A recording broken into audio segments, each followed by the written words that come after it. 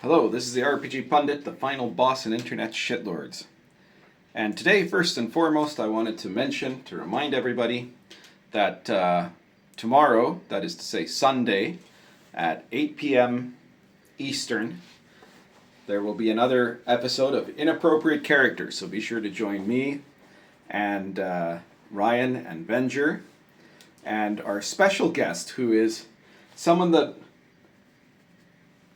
probably should have been a special guest like a really long time ago, but we just never thought to ask him, I guess. It's like he would have been an obvious guest for at least the last several years. We will be having as our special guest the guy who helped make this book and this book, among many other books. That's the Mad Scribe, okay? So, Chris Miller, he's going to be guest starring in Inappropriate Characters, and I'm sure you won't want to miss it. He'll be talking about his design process as a publisher. He'll be talking about his products, including, some of the products that he's made on his own, but also, I guess, my products that he's made. And we'll definitely be talking about the upcoming Baptism of Fire. And by the way, if you haven't checked it out, look in the community post of this channel, and you will see I have shared a copy of the cover of Baptism of Fire. And so far, everybody who's seen it, because it was originally, it got leaked on Facebook, and then it got shared on X, and now here, everybody who's seen it thinks it's an awesome looking cover, and it's going to be an awesome looking book. And the look of those books that I've been publishing lately, like Heroes and Villains of the Silk Road, or Wilderlands, or Sword and Caravan, or Social Encounters, and now Baptism of Fire, are all thanks to Chris Miller. So he's an interesting guy to talk to when it comes to the publishing business. We'll probably be talking about several other topics as well. Probably we'll be talking a bit about the AI art debate, because that's going to be topical to the subject. So anyways, be sure not to miss it. The Inappropriate Characters channel tomorrow, 8 p.m. Eastern Time. Okay? So 8 p.m. Eastern Time. Be sure to watch it. As for today, I'm getting back to criticizing people from Wizards of the Coast after several kind of deeper videos than that. And it has to do with an article. I was meaning to do a video about this for a while now, because it's been out for like more than a week now. But there was an interview on GamesRadar.com entitled D&D Dev, that stands for developer among hipsters, says there isn't a new edition of the game because players can't get enough of this one. So this is an interview with Chris Perkins, allegedly a developer of Dungeons & Dragons. And the claim, that the central part of the article's claim, obviously, is that One D&D is not going to be a new edition. And he is making that argument. And in point of fact, he's right. All right, thank you. That was everything for tonight, everyone. No, hang on. He is right, of course. But it's not for any of the things that he's talking about, And we're going to talk about that as we take a look at what he said in this article, They describe him as game design architect Chris Perkins and his team. And I figure, I guess Chris Perkins is probably the guy in charge of One D&D, because he's pretty much literally the only guy left who has the tiniest sliver of ability or talent, right? Because there's also Jeremy Crawford, but he has neither. Not even the tiniest sliver of either of those, right? He's just basically eventually an AI will be able to do his job, and not very long from now, right? Whereas Chris Perkins at least has some tiny bit of ability to conceive of game design principles. And there's proof of that because he's now agreeing with something I had said 10 years ago, more than 10 years ago now, at the time that 5e was actually being developed. Something that did not come to pass, but now that he kind of agrees with it. But anyways, the point is that Chris Perkins is making it clear that One D&D is not a new edition, and that 5th edition is here to stay for now, says Games Radar. And Perkins says, historically, the reason to do a new edition, and the way our fans noted, like the whole burn down the game and build it up as something new, was a response to the community telling us what they're buying or not buying. He explained at GaryCon. By the end of the 3rd edition, we were seeing a trend, a downturn for every product, and that's a signal to us. Yeah, that was a signal for them to create the worst edition of all time, apparently. Right? You think he could have said 4th? Oh, I guess maybe I'm going to be super fair, and this probably isn't true, but I'm going to assume he used 3rd edition as the example because he considers 4th edition to not be real D&D, like any actual proper D&D player does, right? Nobody considers that a real edition of D&D. So maybe that's why he said 3rd and not 4th, right, as the example. I doubt it, though. I doubt it. But let's just give him the benefit of let's give him a benefit of the doubt. It's like a free point. He says, what we've seen in the last 10 years is not what we've seen with the 4th. The game is doing better and better. So we're not at a point in 5th edition where we feel like, okay, the fans are telling us this isn't the game for them. They're saying we love 5th edition. So the question now is, how do we make 5th edition better? Okay, so essentially his argument is that One D&D is going to be 5th edition, just with some particular improvements, all right? It's not a new edition. And I'm absolutely sure that's true. I'm like 100% sure that fundamentally, from the point of view of game design principle, that's absolutely true. They could have claimed it's a totally new edition, right? Like, I mean, yeah, for example, famously, Call of Cthulhu, the Call of Cthulhu RPG, it would come out with a new edition every couple of years, right? And almost the entire thing was the same, right? Like the rules were all still the same as the previous edition. They made the tiniest amounts of cosmetic changes, added some new content to the core book, but it wasn't really a new edition. Everything of the essential rules of Call of Cthulhu, whether you're playing the earliest edition or whether you're playing, well, I don't know about this latest one, but like the one before this one at least, they're really the same game, right? The differences are tiny, they're minuscule. And you know, that's something that you can do and call it a new edition, but it's not really a new edition, you know.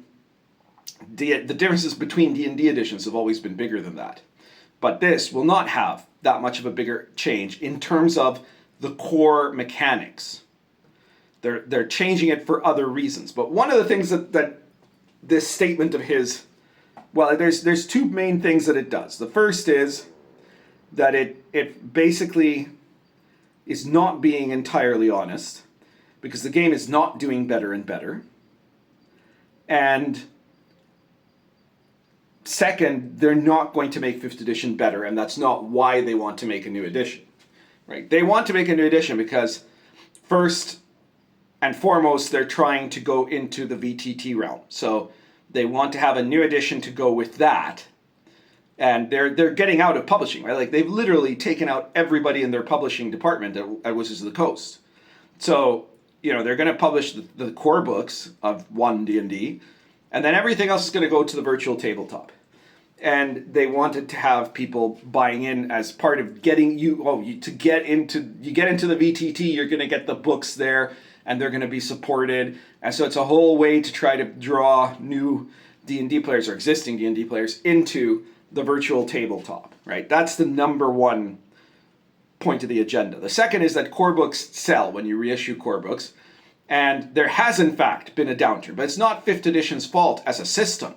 It's because the last 2 years worth of books, 2.5 years maybe almost 3 years worth of books from Wizards of the Coast have all been absolute garbage, right? Complete woke trash that has added nothing to the game, either in terms of good mechanics or in terms of adventure quality, and has turned people off. And we know from the book sales that have come out that they are losing money constantly. They're falling off a cliff, right? So the One D&D is an opportunity to start from scratch. For that matter, so is the VTT. I've been saying this a lot in my videos. Hardly anyone else has been saying this, I think. But to me, it seems like an absolute no-brainer. It's not something that I know for an absolute fact, But I mean, they have basically stopped. They've gotten rid of the whole publishing arm, which is where all of the woke people who made those horrible adventures were working, right? And in the virtual tabletop, the type of adventures you're going to have on a virtual tabletop, I cannot imagine that you're going to do a VTT adventure that is like a whimsical romp through a non-combat carnival, right? Or to go to a food eating contest in a Bangkok night market, you know. They're going to be dungeons, and they're going to be overland adventures and combat focused, because that's the format of the VTT. That's what it's good for. It's good for that sort of thing, right? It's called a virtual tabletop because you're simulating having miniatures on the table, and those miniatures are usually you bring out the miniatures in some groups, not mine, but in many groups, when there's combat, right? So they're going to make it. I suspect that the VTT is a quiet way, and there are lots of corporations that are now finding quiet ways to get rid of DEI, right? And I think that this is WotC's way to get rid of all of these DEI hires, because in the VTT, that you don't need them. You just need to make some cool dungeons and make some cool, I don't know, castles and forests and stuff, and monsters and combat scenarios. None of which those people could even possibly do. I mean, I was going to say not because they're good at it, but they never mind being good. They just couldn't do any of that because most of them aren't even D&D players. And also because the VTT is probably going to end up having some setup where you can create dungeons and then you can put them out there on the VTT, and then they're just going to end up having user content being what provides, which is super clever and you know, I don't know if it's mercenary or not, of which is the coast. I guess if everybody's cool with it, I guess that's okay, right? But they're going to use user content for the most part, and then they might have people who are actually skilled at stuff like, you know, doing video game type combat scenarios, making some of them for, you know, special occasions in the VTT. But it's not going to be like Mackenzie de Armas who's going to be doing this stuff, right? Because they, you know, that kind of person just can't. Okay? So in both of his statements, even though technically he's not lying about 5th edition still being 5th edition in One D&D, but it's not that they don't want to change anything. There is stuff that they want to change, you know.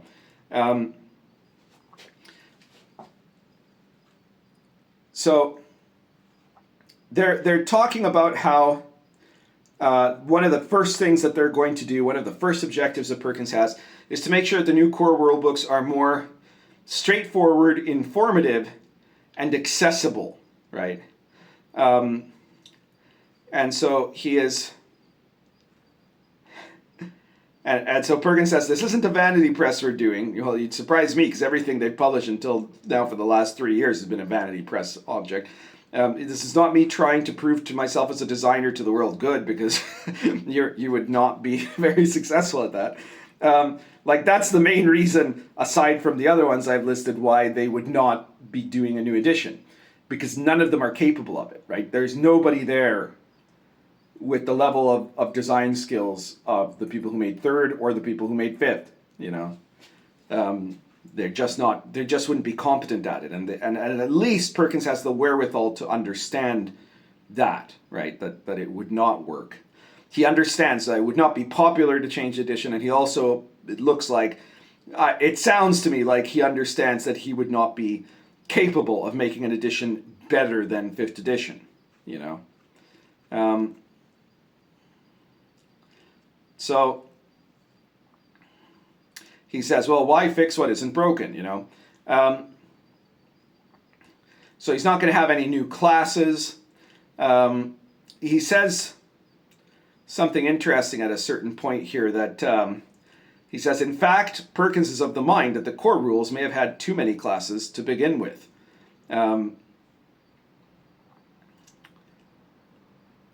He says, speaking frankly, this is my own personal opinion, 12 classes is actually a lot. If I were redesigning, I'd go back to 2012 when we were first talking about 5th edition. I'd put a strong case forward that we could actually do with less classes in the core game. Oh, well, surprise, surprise. Guess who was there at the time and made a strong case that they should just go with the 4 core classes in the core game? That was me.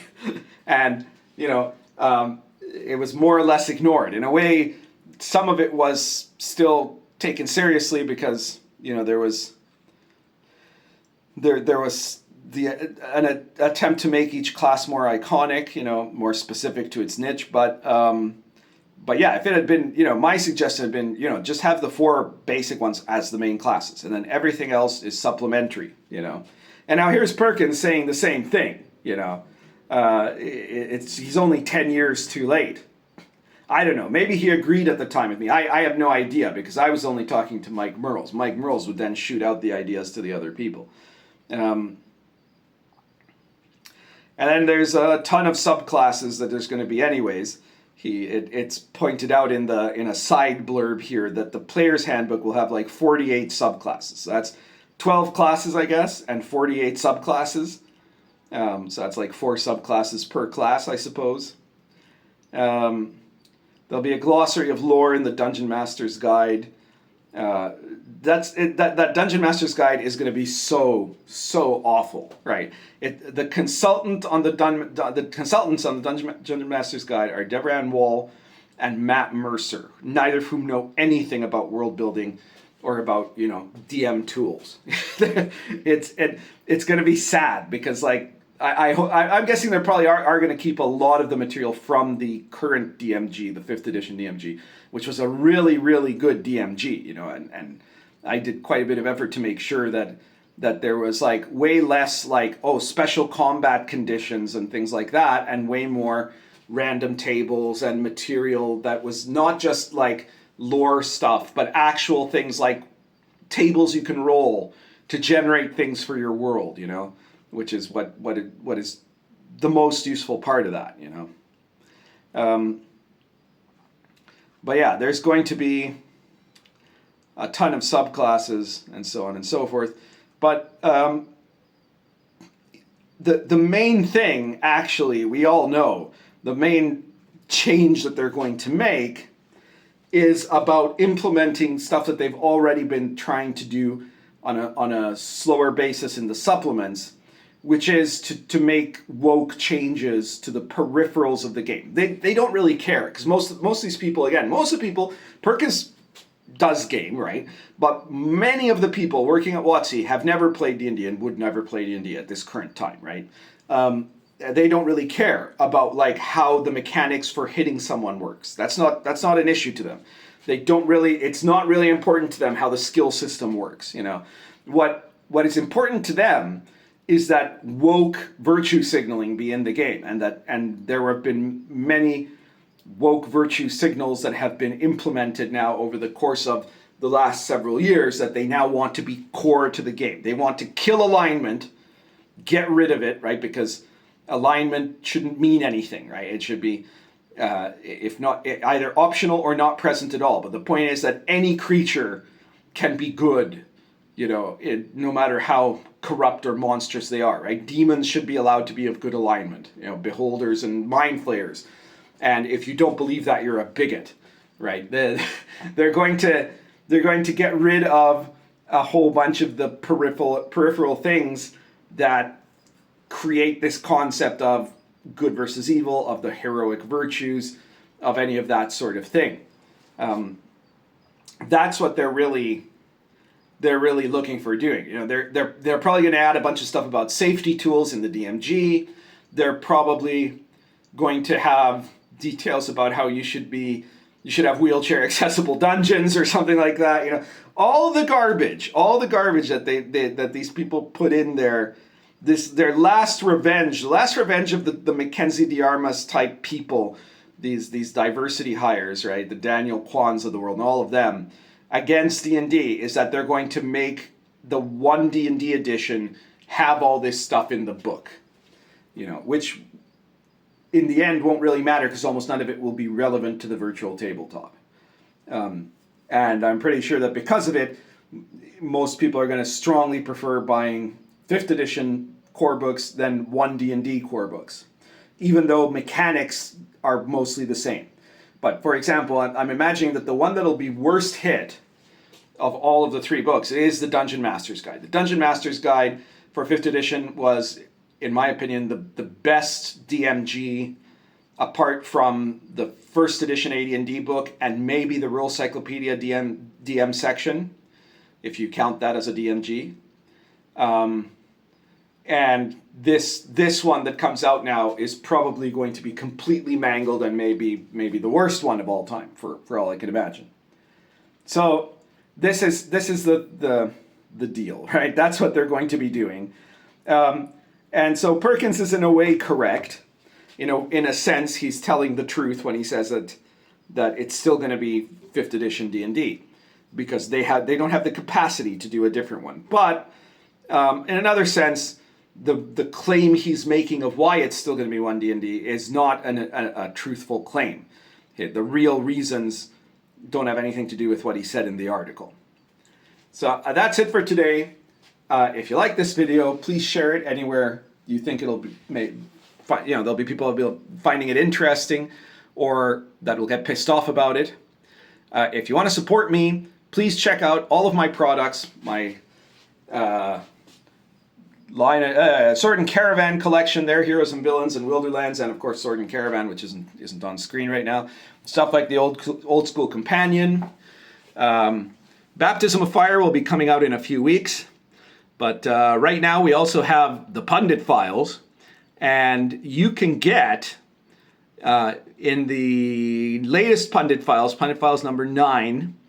It's the largest one we've done yet. It's like 22 pages, I think. And it is the 1930s Invisible College campaign. So it's a guide to running the Invisible College, which is usually a occult modern game, as it's said in the current year. You can get a guide to running the Invisible College in the 1930s. And on top of that, the Red Room, which you can only buy Pundit Files in the Red Room store. The link will be in the description below. The Red Room is offering a half-off sale on their Wretched Interbellum, which takes place in the 1930s. So if you want something that lets you do a kind of pre-war espionage / Indiana Jones / the Illuminati conspiracy with magicians, you know, any of those in whatever variety of combinations you want, this is the winning pack, right? You get Wretched Antebellum and the Invisible College 1930s campaign, and you're good to go. So be sure to check that out. As usual, even though it's like 4 times bigger than most issues of the Pundit Files, the cost of the 1930s Invisible College campaign is still only about $3.50. Okay, check out all my other products. Check out the Old School Companion, number 1 and 2, World of the Last Sun. Obviously, the Invisible College if you haven't picked it up yet, and subscribe to the channel if you haven't subscribed. Check out all my other videos if this is the first time you're here, and hit that notification button so you will get reminders and get notified when I make a post. I think it does that, so you won't miss seeing the cover of Baptism of Fire. And share the video. That's everything for today. Currently smoking Lorenzetti Poker plus Argento Roots.